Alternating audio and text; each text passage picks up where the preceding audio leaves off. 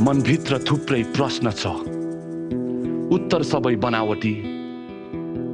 बनावटी हाँसो, बनावटी आँसु, सायद भगवान नै बनावटी भएर होला। यस्तै छ म बनेको हाड र मासु। गोधेलु साँझको झिसमिसमा हराए मैले आफ्नो सबै अनमोल चिजबिज। थाकेको मेरो आशा, पाकेको छ कान, सुन्दा सुन्दा किचकिच। आज मलाई एकान्तमा भक्कानो छाडी रुनु मन छ। यो मनको घाउ नुनिलो आँसुले पखाली धुनु मन छ। सायद धेरै गरे पाप, आज शराबको आगोमा जलेर पवित्र हुनु मन छ। हामी भगवानको बच्चा, सानैदेखि साह्रै कच्चा।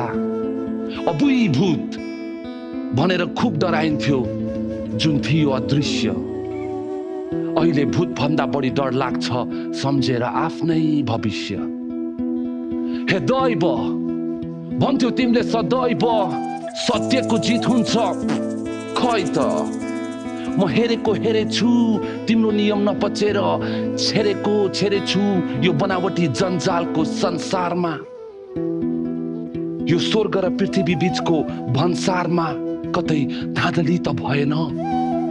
नर्कको शैतान कतै यहाँ त आएन।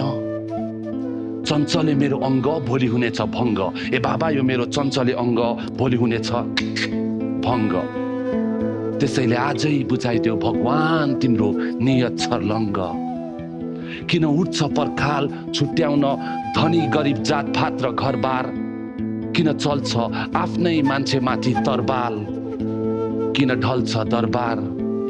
यसरी म प्रश्नहरूको जन्जालमा फसिरहेछु हर साल। तर उत्तर सबै बनावटी, तर उत्तर सबै बनावटी, तर उत्तर सबै बनावटी।